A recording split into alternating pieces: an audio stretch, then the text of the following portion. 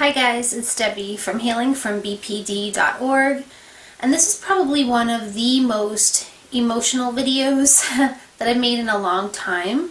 In terms of, I'm not sure how emotional I'll get on screen, but just to let you know, in prepping for this video and thinking about how I would present this topic to you, I did become very emotional.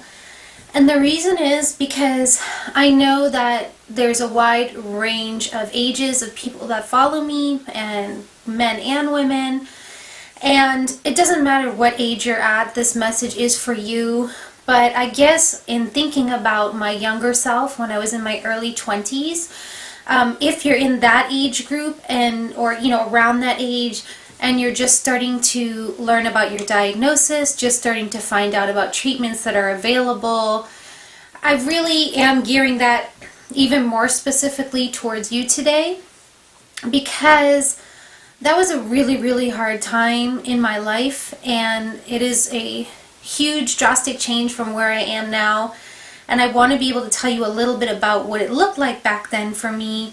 I want to give you some insights into some ways that I was really making my life very difficult, causing a lot more pain and suffering that I could have prevented had someone had this conversation with me, or suggested that I look at a few things in my life. And it's always possible that they did do that at that time, but I just wasn't receptive. So if this video even reaches one person and you have that aha moment, or you feel like you can really relate and connect to what I'm saying, and maybe your eyes are opened for the first time, or maybe they've been open for a while and this is just confirmation of your experience, I just want to encourage you to check in with your therapist and work on this, because you can save yourself years and years of unnecessary suffering. There were two symptoms of BPD that were really strong for me in my early 20s, to the point where I wasn't even aware of how enmeshed I was in the symptomology of it.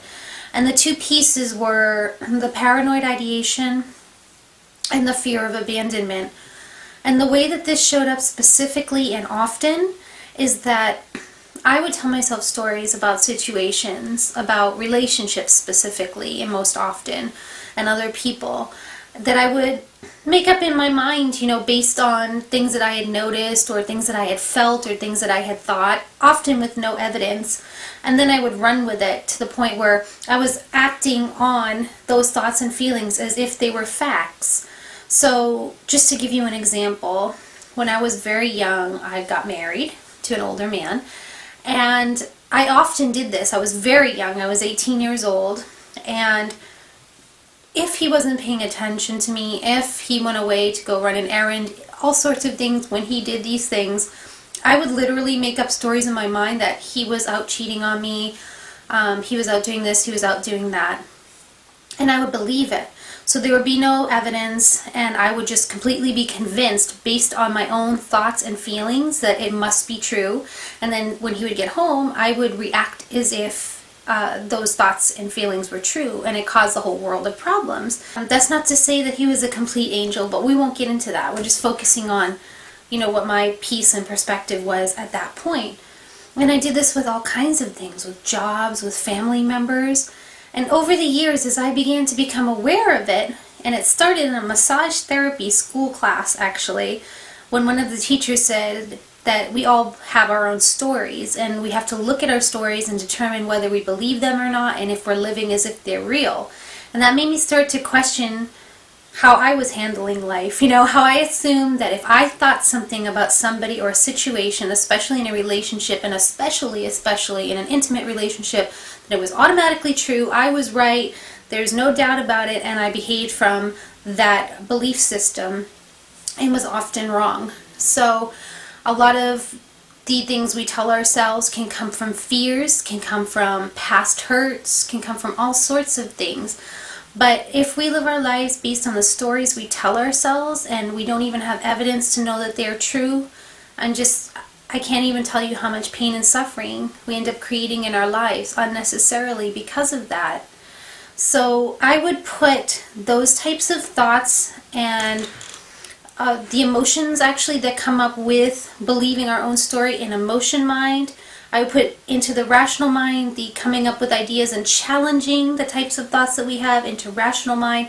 And we want to find that intersection in the middle that we talk about in DBT called wise mind, where we go, okay, what is true about the situation and how can I best proceed from here in a healthy way? So if you notice that you're doing this, and many people do, I've noticed it with other females in my family, we've talked about it and they said, oh my god, I do that too. I like, you know, somebody says something and gets up and leaves the room and I say, oh my god, well he must have done this and that and the other thing, and without any kind of backup or confirmation, she's believing it, she's treating him accordingly.